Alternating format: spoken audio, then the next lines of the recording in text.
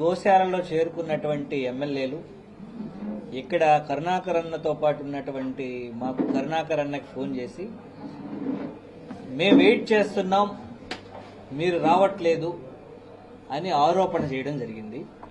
కరుణాకర్ అన్న దానికి మీరు ఎస్కాట్ పంపిస్తే నేను వస్తాను, ఇక్కడ సాక్షాత్తు డిఎస్పీతో పాటు అందరూ సిఐలు పోలీస్ సిబ్బంది అంతా ఉండి అడ్డుకోవడం, మేము దానికి నిరసన తెలియజేయడం జరిగింది. మళ్ళీ వాళ్ళు మీడియా ముఖంగా వాళ్ళు కాల్ చేసి అడిగినప్పుడు ఖచ్చితంగా కరుణాకరన్ని వాళ్ళు అడ్డుకున్న సమయంలో నేను అభినయ్ రెడ్డి గారు వెనక నుంచి తప్పించుకొని గోశాలకు చేరుకోవడం జరిగింది. మీరు ఇక్కడ చేస్తున్నటువంటి విషయం వేరు, అక్కడ జరుగుతున్నట్టు వేరు. ఏడు మీరు రమ్మంటున్నారు, పోలీస్ వ్యవస్థ ద్వారా అడ్డుకుంటున్నారు రాకుండా. మీరు అడిగినటువంటి ప్రతి ప్రశ్నకి, మీరు విసిరినటువంటి సవాలుకి జరిగినటువంటి నిజాలని బయట పెడతాడనే భయంతోనే ఆయన అడ్డుకుంటున్నారు. ఇక్కడ చేరి మీరు మీడియా ముఖంగా కావాలని రావట్లేదు అని చెప్తున్నారు. ఇది తప్పు. వెంకటేశ్వర స్వామి సాక్షాత్తు చూస్తున్నటువంటి జరుగుతున్నదంతా చూస్తున్నారు.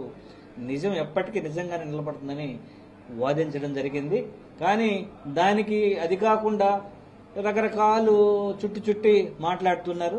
అది మేము ఇద్దరం మన భువన్ అభినయ్ గారు నేను పోతే అభినయ్ గారిని తీసుకెళ్లి యూనివర్సిటీ పోలీస్ స్టేషన్లో పెట్టడం, నన్ను ఒక్కడిని మాత్రమే లోపల అలో చేయడం, అలో చేసి మనం అడిగినటువంటి ప్రశ్నలకు ఏది సమాధానం చెప్పకుండా, ఖచ్చితమైనటువంటి సమాధానం చెప్పకుండా తప్పుకునే మాటలు మాట్లాడడం, మాటల్ని బుల్డోజ్ చేయడానికి ప్రయత్నించడం ఇది కరెక్ట్ కాదు.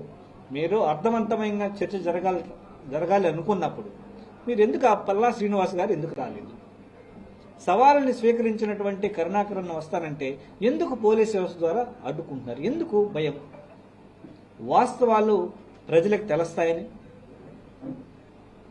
ఇలా సమస్యను పక్కదారి పట్టించే కార్యక్రమం ఈరోజు టీడీపీ ప్రభుత్వం చేస్తోంది.